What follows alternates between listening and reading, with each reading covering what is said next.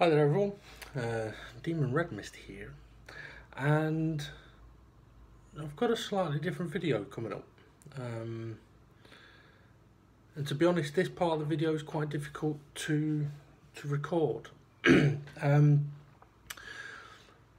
for most people who have watched anything from, excuse me, my YouTube channel over the last, 5 years, maybe more, this will be a very different video to anything else I've ever done. And in a way, it's quite a serious video. Like I said, this bit's difficult to actually talk about. I haven't come into doing this recording with any sort of notes of what I'm going to say or a plan, really. But anyway, for anyone that has known me personally and has been close to me as a friend, will know that I have had struggles over the last 10 years. And quite a few people that I've been, I was going to say involved with, but that sounds a bit dodgy, that I have had associations with, will know that I've had difficulties in the last 3-4 years. So when it comes to things like my YouTube channel and content that's on there, so things from like people who I was racing with on F1 games, or on Formula Sim racing, that knew me, they knew that some people knew that there was problems, that I had personal issues, but perhaps didn't know what they were, and that's how I wanted it to be. So I'm a very private person. A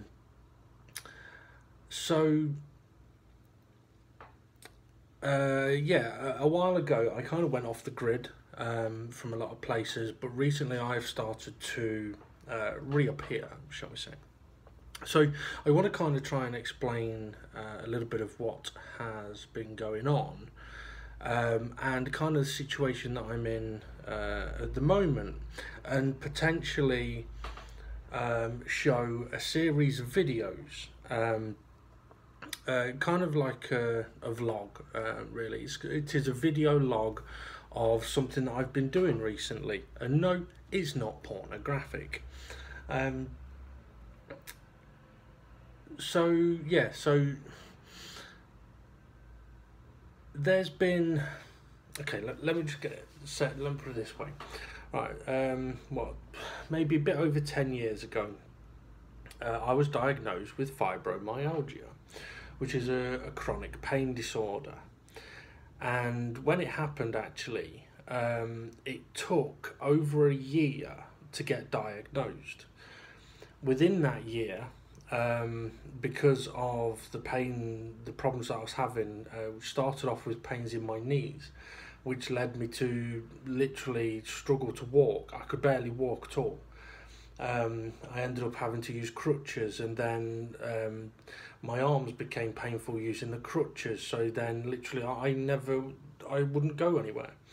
But within that first year, I lost my job because of it. Before anyone says, oh, you should sue them, blah blah blah, to be fair, the company that I was working for at the time, they were great to a degree. I think for 6 months they were very supportive and they were fine. But once it was realised, okay, this is not a short-term thing, this is a long-term thing, and they were left with, well, they had a couple of options, which I was aware of because I'd looked into it. One of them was to offer me a different position within the company, where I wouldn't have to be walking around, but they're not entitled to have to do that. And the other one was that because my role that I had was an important one, it was a managerial role, it's a role that needed somebody to be doing that job, and if somebody was going to be doing it while I wasn't there, then they should at least have the opportunity to do that as a permanent position. So they did everything by the book, really, but it ended up with me losing my job, and having to do things like sell my car to have a bit of money, and it was not a very good period of time. and it was not good for a number of years, to be honest. I didn't cope with it very well, although being a stubborn fucker that I am, I'd never admitted that to myself. And I guess you could say I refused to admit that depression was a factor. Now I know better. Depression was definitely a factor. So over the years, physically with the fibromyalgia, if you don't know what that is, basically, you may know that Lady Gaga came out within the last year or two saying that she's got fibromyalgia. She did a whole TV program on it. It's exactly the same thing. And I went through the process of having pain medications and everything you could imagine. Got to a point where they said, look, there's no other pain medications we can offer you. Even had injections that would take over an hour to actually inject into the system and should last for 3 months, and they did nothing for me. So things, just got worse and worse and worse. And then I got to a point where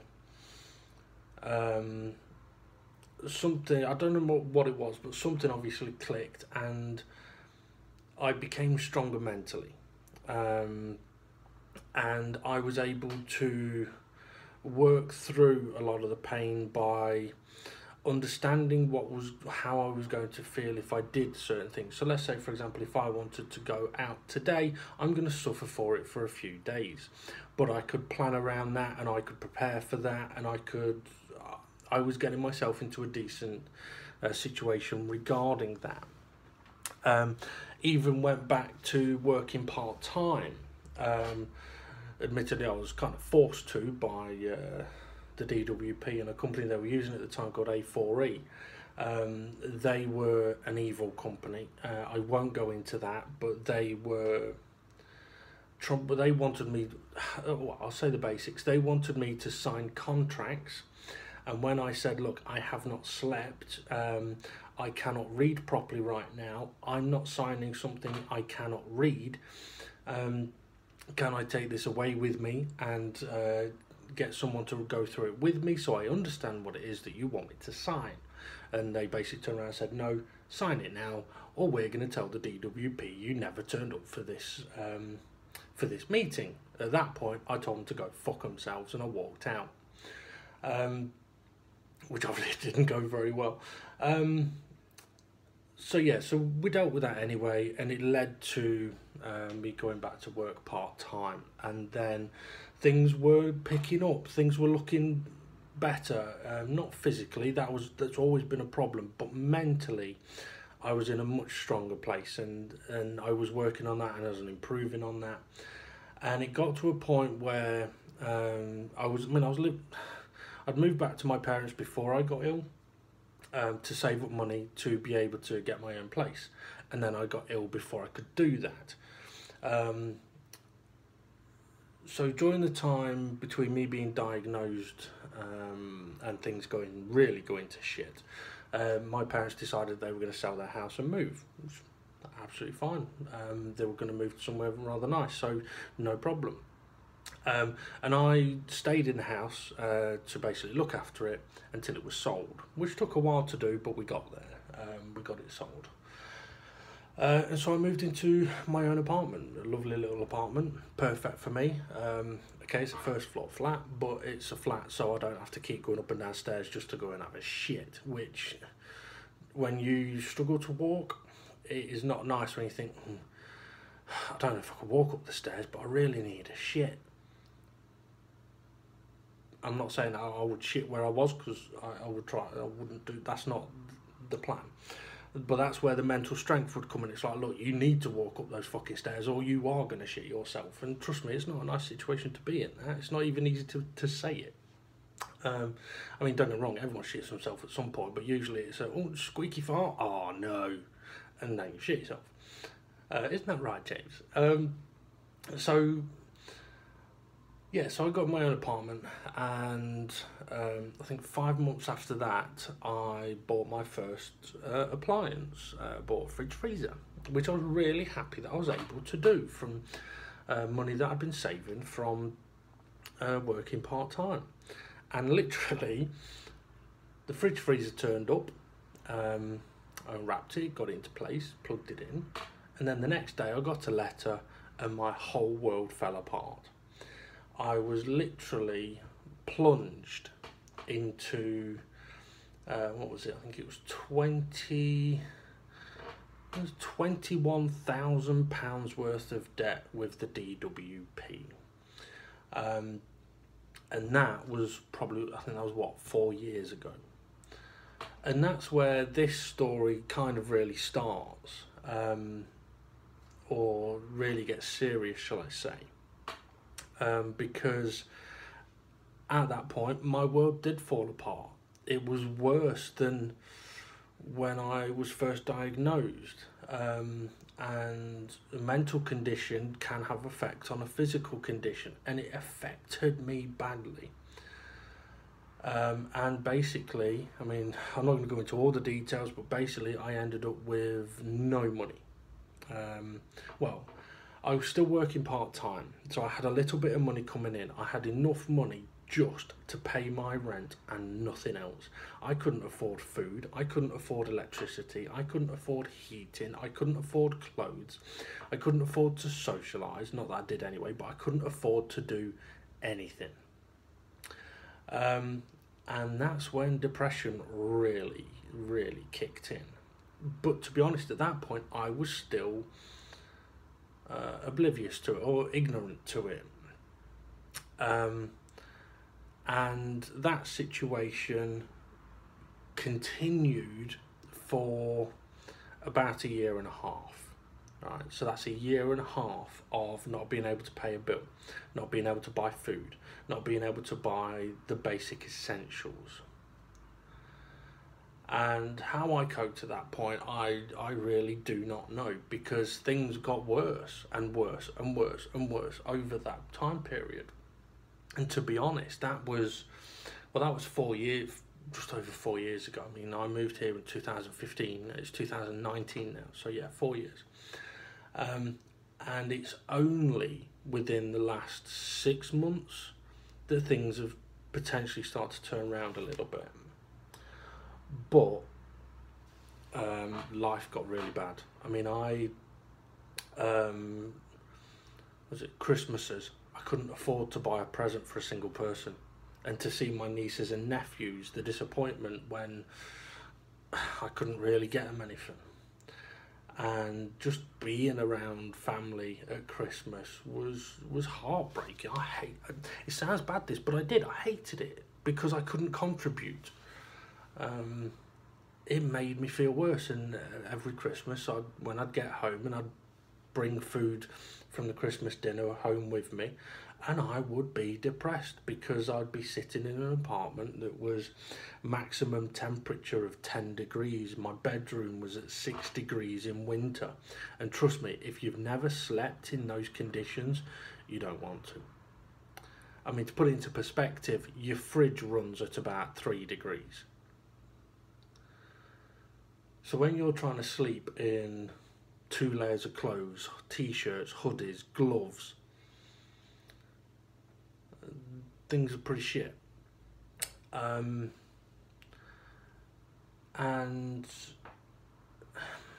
it really was difficult. And then came a point where I had the realisation. This was when I realised, you know what, I am depressed. Because even up to this point, I didn't admit to myself that I was depressed. I was. And anybody who saw me would know that I was. But most people that I was associated with in the gaming community, shall we say, would potentially have had absolutely no fucking idea, because that's how I wanted it to be. It was private. It's my situation. It's my story. And the gaming thing was a getaway from all of that. The problem is the gaming side of things, which used to be a release from the shit, started to add to it. Because I was ruined as a person, I couldn't enjoy doing anything. So even the things that I used to enjoy doing now became a burden rather than a release. And when I used to do commentary on videos and stuff like that, it was I don't think anyone would be able to listen to them and think, oh, he's depressed. But that's because when doing commentary, it's an act, right? I'm playing a persona at that point. So I would put on a happy, jokey, be a funny kind, try and be funny, and it's all to hide the shit, hide the depression. A bit like, I mean, you look at the funniest man in the world was Robin Williams. We wouldn't have known he was going to take his own life, would we? He seemed so happy, but that's not what reality is. And one day something happened that, had it happened previously, I would have felt it physically, the reaction, it would have hurt me. But on this occasion it was different. And I felt nothing. I was numb. And as I sat here, completely numb, there was just one thought going through my mind again and again and again and again and again. Now, this thought over the previous years had appeared, right? Every now and again it would crop up. But my reaction would be, nah, don't be so stupid. And if you're not sure, that thought that crops up is, it'd be easy if you were dead, mate. Why don't you just kill yourself? It'd be easier. But I'd react to that and go, no, don't be so fucking stupid. Don't be so fucking stupid. I don't want to do that. I can't do that. It's not what I want to do. And that was where the mental strength was coming into it previously. But on this occasion, where I was numb and I felt nothing, that thought was popping up. And there was no reaction. There wasn't a voice in my head that said, no, don't be stupid. Instead, the voice in my head went, he's right. It would be. And you know what? That terrified me. It really did terrify me, because I was beyond broken at that point. I really was. And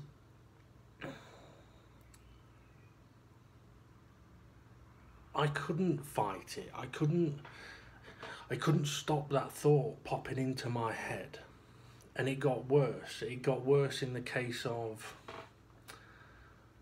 I'd go places and see things and think, that'd be a way to do it, or that'd be a way to do it. Oh, this, I could do that. So, oh, there's a rope. I could grab that rope, disappear. And those thoughts were constant. It wasn't like a passing thought. It was constant 24/7. I mean, I can't sleep. I can't get to sleep without noise, because if there is no noise, my brain thinks, and the amount of times it goes to that place, and I don't want that. So anyway, yeah, so things were that bad. And to be honest, at that point where I realised that my reaction wasn't, oh, don't be so stupid, you don't want to do that.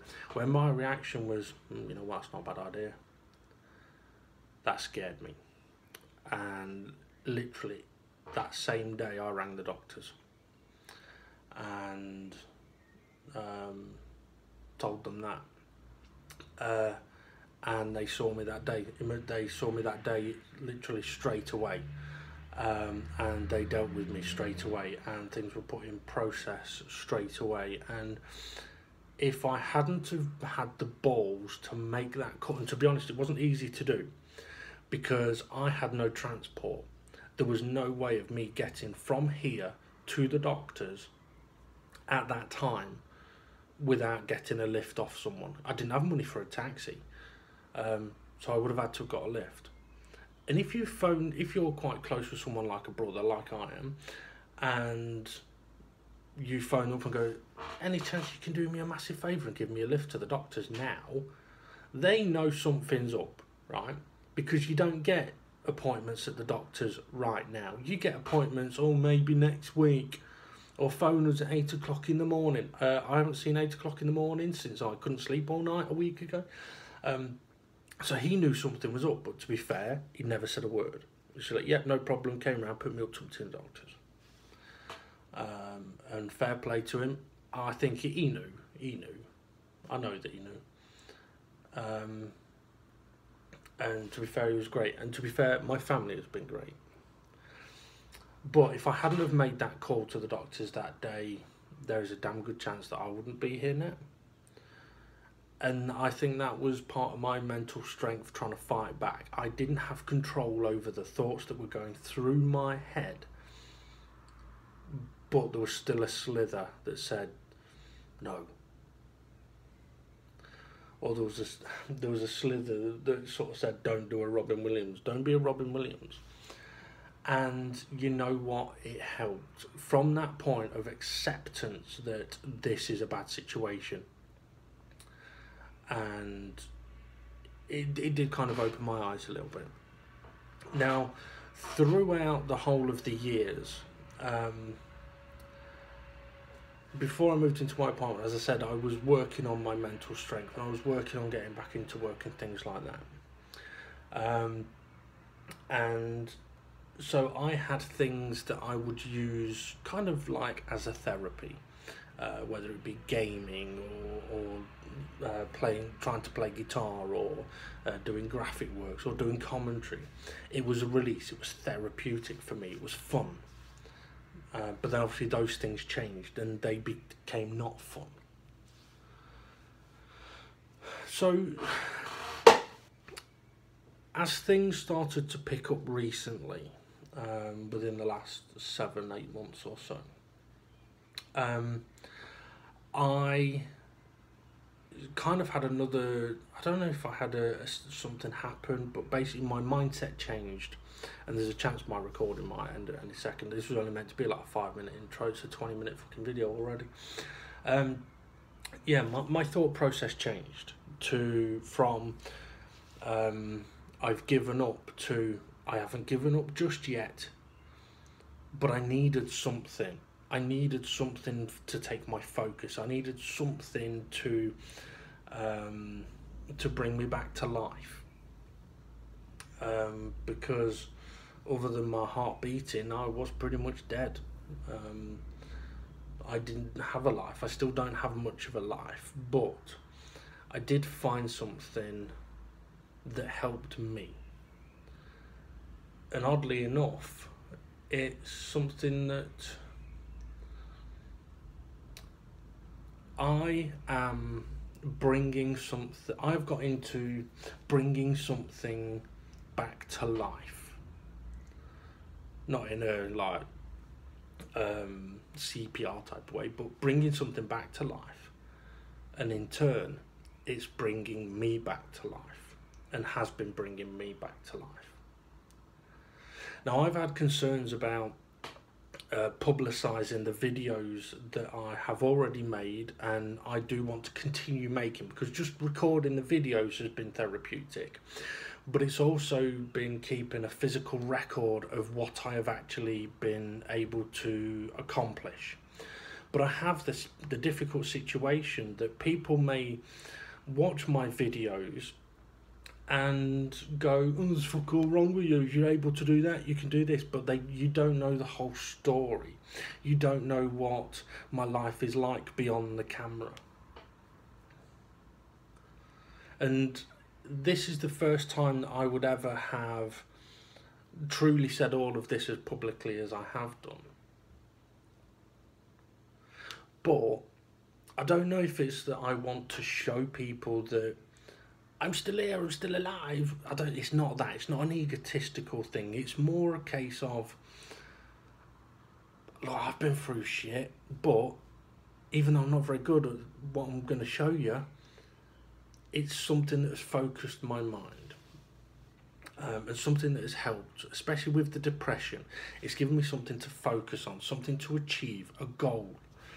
And I'm trying to get back to the previous mental strength that I had, and I feel I need to, because I wouldn't be surprised if there's another shitstorm coming, and I don't know if I could cope with another shitstorm. I really don't. But I at least want to give myself the best opportunity to deal with that, if it happens. I mean, for a number of years there's been no joy in my life. but I have found a little bit of joy in doing what I've been doing. So, I'm going to present to you Dave Gets Wood.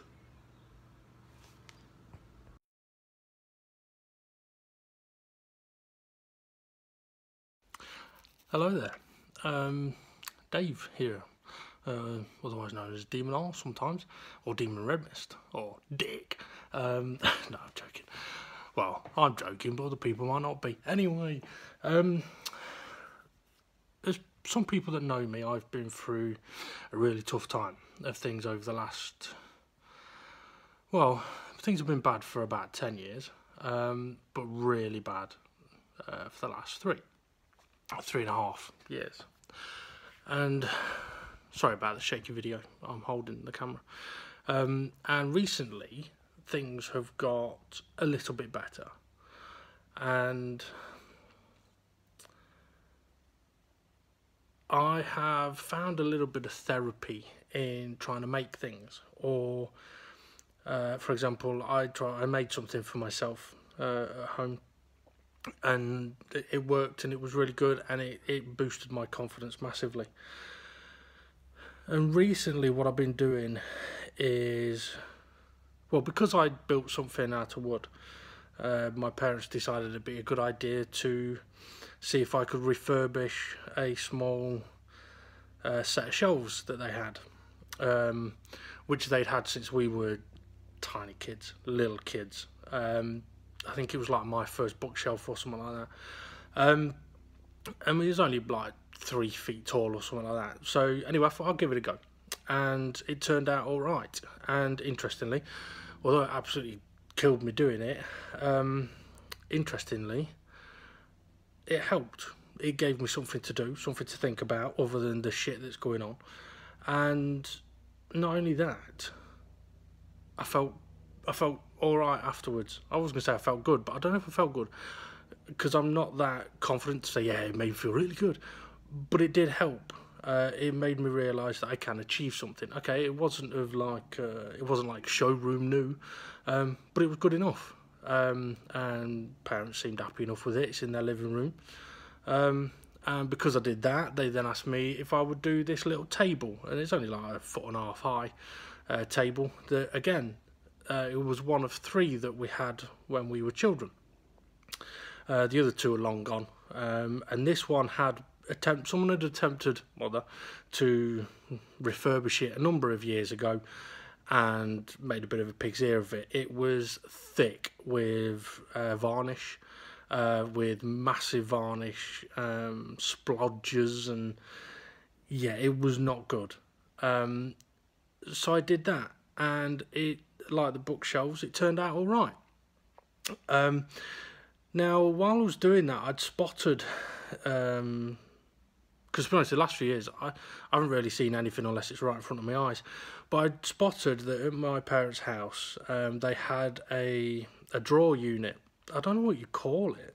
I mean, I'd just call it a unit, that my parents had, I think, since before they had kids. I could be wrong, but it's old. It's I mean, it was in our living room in our childhood home.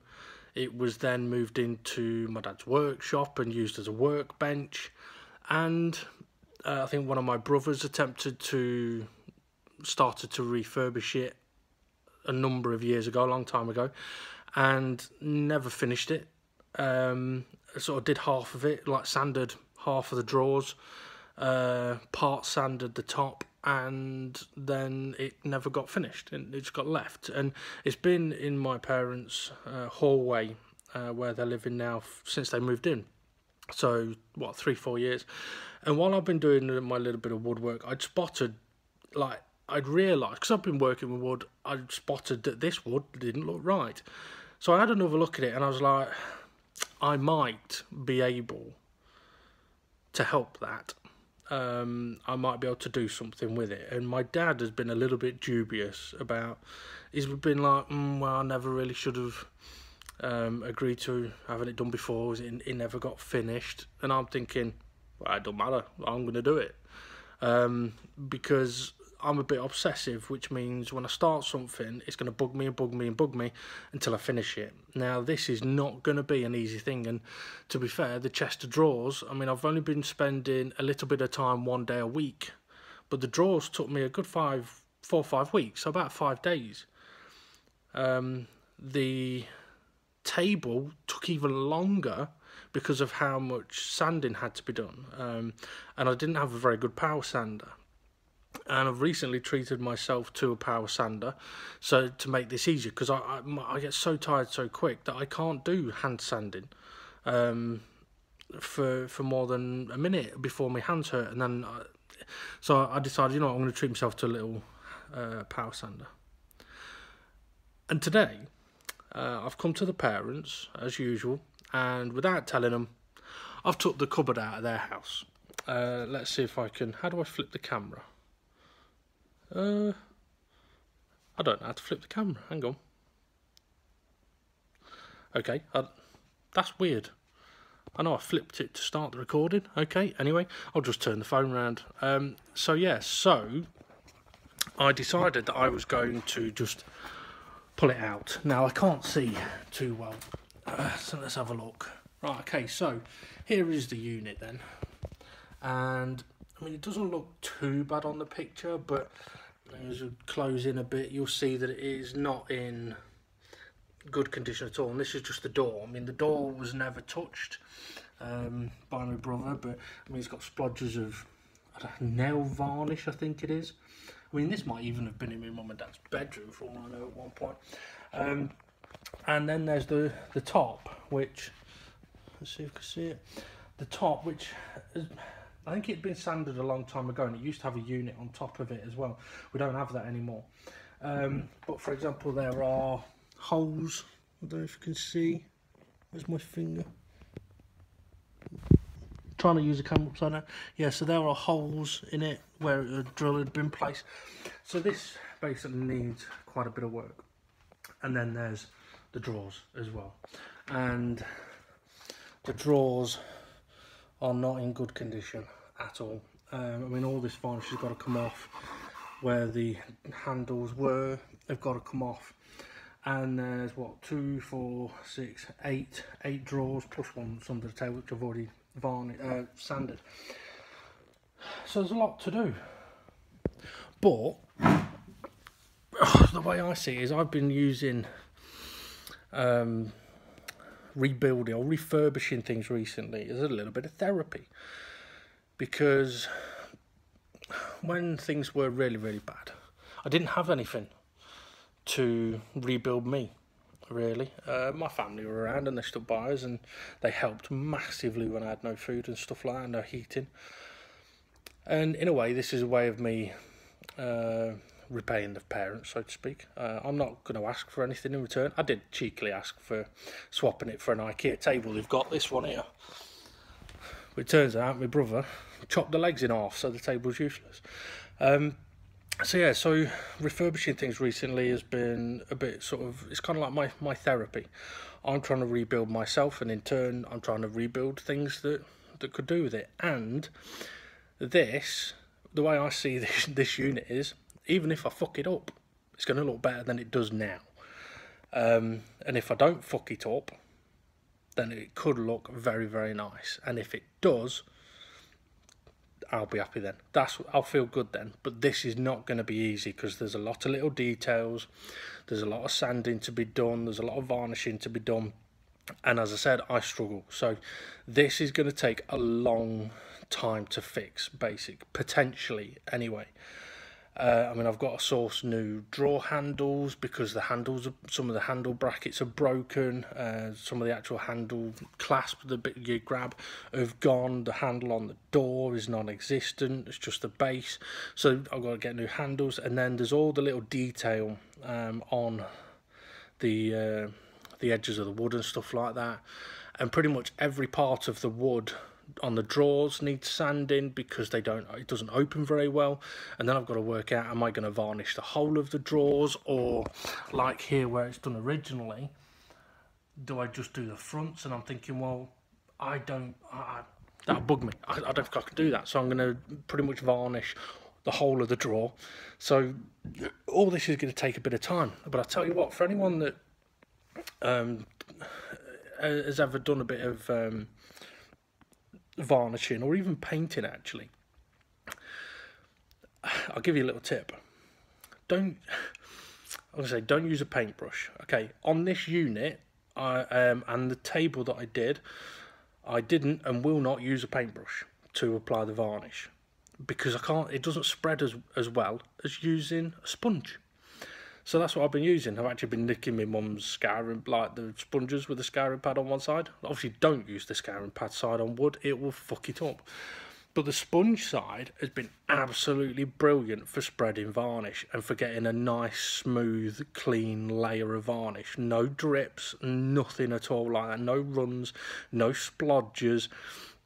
I did struggle a little bit in detailed areas to begin with, but I worked on that, and it just depends on how you apply it. I mean, you don't need to use a lot of varnish, and if you do put too much on, you can spread it so much easier than with a paintbrush, and you can do detail a lot easier.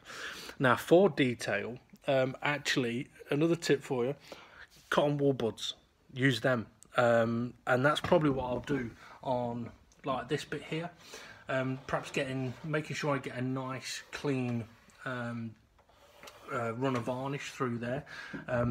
I might do that with cotton buds or corners, like the corners of the door here. Well, if I use a sponge, I might end up with splodges in the corner. Well, I can use a cotton bud, get in there and help spread it out, and it'll help massively. So that's what I'm intending to do anyway. Now, I've recorded this video and I've no idea if I'm going to actually put it out to anywhere or not, because there is the risk of me, if I put this public, that people question my physical abilities. So I'll have to see how that goes. So the question now is, how will it end up? Now, I don't know if I'm going to do pictures or video. I doubt I'm going to do video, but I might do pictures, like updated pictures of how I'm getting on with it. I'm ready at the moment to sand 3 drawers. I'm going to try doing a few drawers at the same time. So like do the front of 3 drawers at the same time, and then turn those 3 on their side and do one side at the same time of all 3, and then turn them and see if I can increase my rate of production there. But my first thing I'm actually going to do is try and deal with the holes on the top, because I can't just leave holes on the top, because if this turns out as nice as I'm hoping it will, it would look stupid with holes in the top. So I've got a plan. I have a plan, but it could be a baldric plan, or it could work, and if it works, fucking brilliant. So I'll explain what I'm going to do. Right, see if we can make sure you see this hole. Right, okay, so we have a big hole in the worktop. I know you can't see it too well. Now, what I'm going to try and do, basically, I'm going to get a decent piece of wood and try and sand it into a circular shape, and then basically hammer it into here. Then sand it down. I'm going to glue it as well, sand it down so that it smooths in. That'll work, hopefully. However, here, okay, so here, which you can't see too well, see if I can bring the focus back in a bit better. Come on, focus, you fucker. There we go. Right, here we have a little hole, and then basically a countersunk edge. Now, I could just try and fill the little hole, but then I'm not going to end up with a nice finish, and it would be awkward to top it off nicely. So what I'm actually contemplating doing here, and there are 3 or 4 of these holes, is actually just drilling a bigger hole. So drilling a bigger hole, and then I've just got one nice big hole to deal with. There are a few smaller holes to try and deal with. Tiny pit holes, I'm not, like pits rather than holes, I'm not going to worry about, but we'll see how we get on.